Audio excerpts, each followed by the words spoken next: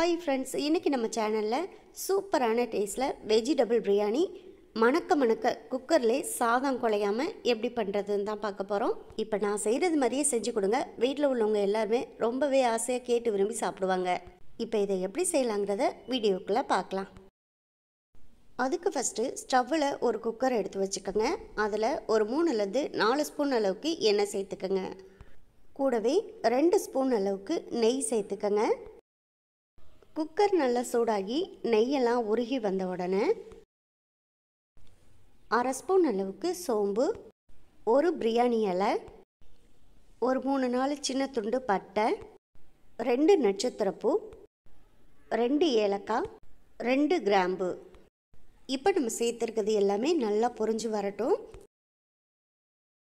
இதெல்லாம் நல்லா பொரிஞ்சு வந்த உடனே 3 பெரிய சைஸ் பெரிய வெங்காயத்தை நீள் வாக்கில் கட் பண்ணிவிட்டு சேர்த்து ஸ்டவ் மீடியம் ஃப்ளேமில் வச்சுட்டு நல்லா ஒரு 4-5 நிமிஷத்துக்கிட்ட வதக்கி விட்டுக்கணும்.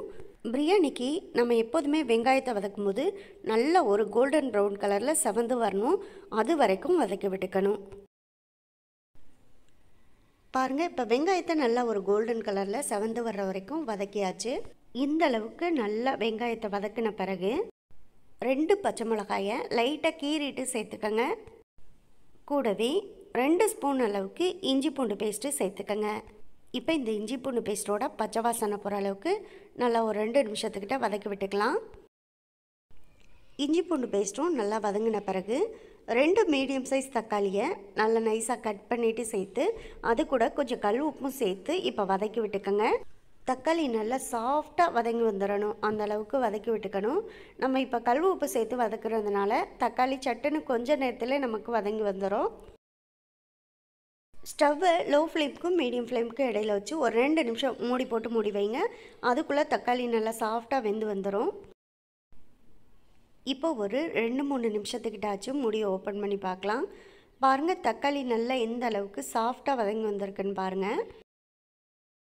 இப்போ தக்காளி வெங்காயம் இதெல்லாம் வதங்கி வந்துடுச்சு. அடுத்ததாக இது கூட வெஜிடபிள்ஸ் எல்லாம் சேர்த்துக்கணும். நான் இன்றைக்கி வெஜிடபிள் பிரியாணி செய்கிறதுக்காக பீன்ஸு, கேரட்டு, உருளைக்கிழங்கு இது 3ஐயும் கட் பண்ணி எடுத்து வச்சுருக்கேன். இது கூடவே பட்டாணியும் மீல் மேக்கரும் சேர்த்துக்கிறேன். இப்போ நம்ம சேர்த்துருக்க வெஜிடபிள்ஸ் எல்லாத்தையும் நம்ம வதக்கி வச்சுருக்க தக்காளி வெங்காயத்தை கூட சேர்த்து ஒரு முறை கலந்து விட்டுக்கலாம்.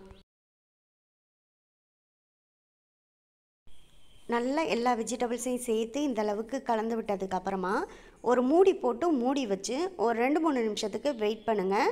அதுக்குள்ளே இந்த வெஜிடபிள்ஸ் எல்லாமே ஓரளவுக்கு வதங்கி வந்துடும். இப்போ ஒரு 3 நிமிஷத்துக்கிட்ட ஆச்சு. மூடியை ஓப்பன் பண்ணி பார்க்கலாம். ஃபஸ்ட்டு காயை அதிகமாக வதங்கி விட்டுறக்கூடாது. லைட்டாக வதங்கி வந்தாலே போதும். அதுக்கப்புறமா குக்கரில் நம்ம அரிசியெல்லாம் சேர்த்து வேக வைக்கும்போது இந்த வெஜிடபிள்ஸுமே நல்லா வெந்து வந்துடும். இப்போ வெஜிடபிள்ஸ் எல்லாம் ஓரளவுக்கு வதங்கி வந்ததுக்கப்புறமா இதில் மசாலாலாம் சேர்த்துக்கலாம். ஃபஸ்ட்டு ஒரு 1/4 கப் அளவுக்கு புளிக்காத கெட்டி தயிர் சேர்த்துக்கங்க. அப்புறமா 1 ஸ்பூன் அளவுக்கு தனி மிளகாய்த்தூள், 1 ஸ்பூன் அளவுக்கு பிரியாணி மசாலா, 1/2 ஸ்பூன் அளவுக்கு கரம் மசாலா, தேவையான அளவுக்கு கொஞ்சமாக மஞ்சத்தூள், அப்புறமா கொஞ்சம் தேவையான அளவு உப்பு சேர்த்துக்கங்க. இப்போ இந்த பிரியாணிக்கு தேவையான மசாலா எல்லாமே சேர்த்தாச்சு. இப்போ கரண்டி போட்டு நல்லா ஒரு 2-3 நிமிஷத்துக்கிட்ட வதக்கி விட்டுக்கோங்க. இந்த மசாலாவோட பச்சை வாசனை போகிற அளவுக்கு நல்லா வதக்கிக்கணும். இப்போ இந்த மசாலாவோட பச்சை வாசனை போகிற அளவுக்கு நல்லா வதக்கியாச்சு. அடுத்ததாக இதில் தண்ணி சேர்த்துக்கணும். நான் இன்றைக்கி 1.5 கப் அளவுக்கு பாஸ்மதி அரிசி எடுத்து ஏற்கனவே அதை நல்லா ஒரு 30 நிமிஷம் ஊற வச்சுருக்கேன். 1.5 கப் அளவுக்கு நான் பாஸ்மதி அரிசி எடுத்ததுக்கு இப்போ நான் 2 கப் அளவுக்கு தண்ணி சேர்த்துக்கிறேன். இப்போ நான் சேர்க்குற அளவு சரியாக இருக்கும். அதே மாதிரி நீங்களும் சேர்த்துக்கோங்க. அப்போ தான் சாதம் பூ போல் குலையாமல் நல்லா உதிரியாக பிரிஞ்சு வெந்து வரும். தண்ணி சேர்த்ததுக்கப்புறமா நல்லா மசாலா கூட சேர்த்து ஒரு முறை கலந்து விட்டுக்கோங்க. இப்போ இது நல்லா கொதிச்சு வரட்டும். அது வரைக்கும் நம்ம வெயிட் பண்ணலாம். பாருங்கள், இப்போ நல்லா கொதிச்சு வந்துருச்சு. மேலே எண்ணெயெல்லாம் பிரிஞ்சு வந்திருக்கு. இந்த சமயத்தில் கரண்டி போட்டு ஒரு முறை நல்லா கலந்து விட்டுக்கோங்க. அப்புறமா நம்ம 30 நிமிஷம் ஊற வச்சுருந்த பாஸ்மதி அரிசியை நல்லா தண்ணியெல்லாம் வடிகட்டிட்டு சேர்த்துக்கலாம். சேர்த்துட்டு நல்லா கரண்டி போட்டு ஒரு முறை கலந்து விட்டுக்கோங்க. இந்த சமயத்தில் வாசனைக்காக கொஞ்சம் கொத்தமல்லியையும் புதினாவையும் கலந்து சேர்த்துக்கங்க. சேர்த்துட்டு நல்லா ஒரு முறை கலந்து விட்டுக்கங்க. நம்ம சேர்த்துருக்க பாஸ்மதி அரிசி ஓரளவுக்கு வெந்து நம்ம பார்க்கும்போதே தண்ணியில் தெரியுது பார்த்திங்களா? இந்த மாதிரி கன்சிஸ்டன்சி வந்த உடனே ஒரு 2 ஸ்பூன் அளவுக்கு நெய் மேலே சேர்த்துக்குங்க. கூடவே ஒரு அரை எலுமிச்சம்பழ சாறையும் புழிஞ்சு விட்டுக்கங்க. இதெல்லாம் சேர்த்ததுக்கப்புறமா நல்லா கரண்டி போட்டு ஒரு முறை கலந்து விட்டுட்டு இதோட நம்ம குக்கரை மூடி வச்சு விசில் போட்டுக்கலாம்.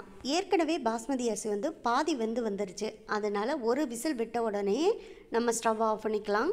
ஒரு விசிலுக்கு மேலே வச்சிங்கன்னா பாஸ்மதி அரிசி குழஞ்சி போயிடும். அதனால் ஒரு விசில் மட்டும் வச்சுக்கோங்க, அதுவே சரியாக இருக்கும். அப்போ தான் சாதம் நல்ல பூ போல் வெந்து வரும்.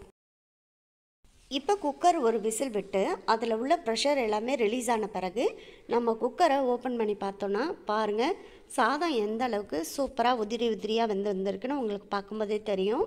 வெஜிடபிள் பிரியாணி நல்லா மணக்க வாசனையோடு வெந்து வந்திருக்கு.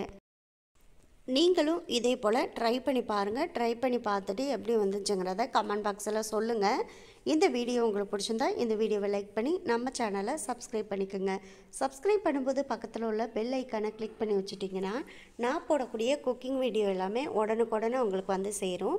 உங்கள் ஃப்ரெண்ட்ஸ் அண்ட் ரிலேட்டிவ்ஸ் எல்லாருக்கும் ஷேர் பண்ணுங்கள். இதே போல் அடுத்தடுத்து நல்ல வீடியோவில் சந்திப்போம். ஓகே, பாய்.